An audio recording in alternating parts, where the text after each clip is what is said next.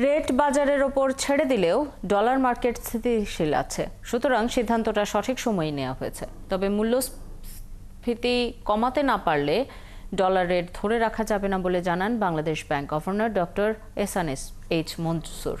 বৃহস্পতিবার সন্ধ্যায় রাজধানীর হোটেল ওয়েস্টিনে বাজার ভিত্তিক বিনিময় হারের প্রয়োগ ও প্রভাব শিরোনাম জাতীয় দৈনিক বণিক বার্তা আয়োজিত গোলটেবিল আলোচনায় এমন কথা বলেন তিনি।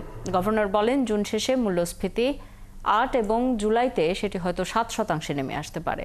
যদিও বাংলাদেশ ব্যাংক চায় তা ৩-৪% নেমে আসুক। তবে মূল্যস্ফীতি দীর্ঘমেয়াদে ৯-এর ঘরে থাকলে ডলার রেটের ওপর নিয়ন্ত্রণ হারাতে হবে। বাংলাদেশিদের শত শত বিলিয়ন ডলার বিদেশে পড়ে আছে।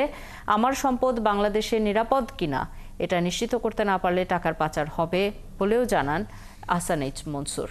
আরও বলেন, চড়া সুদ নিয়েও ব্যাংকে আমানত বাড়ছে না কেন? কারণ ২.৫-৩ লাখ কোটি টাকা বিদেশে পাচার হয়েছে। ৫০০ মিলিয়ন দিয়ে তো আমি মার্কেটের ট্রেন্ডকে স্টেবিলাইজ করব না। ট্রেন্ড যেটা ফান্ডামেন্টালি থাকবে সেটা থাকবে।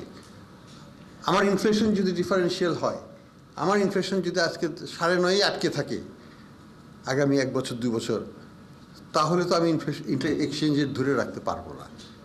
আমাকে তো আলটিমেটলি তো কেন এক্সচেঞ্জ রেট স্টেবল হয় অন্য একটা দেশের তুলনায়, আমার ইনফ্লেশন ডিফারেন্সিয়ালটাকে তো দেখতে হবে।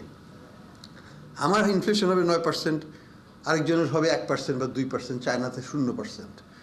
তাহলে কীভাবে আমি চায়নার ইকোনমির সাথে আমি কম্পিট করতে পারবো? এক্সচেঞ্জ রেটকে ফিক্স রাখতে পারবো না।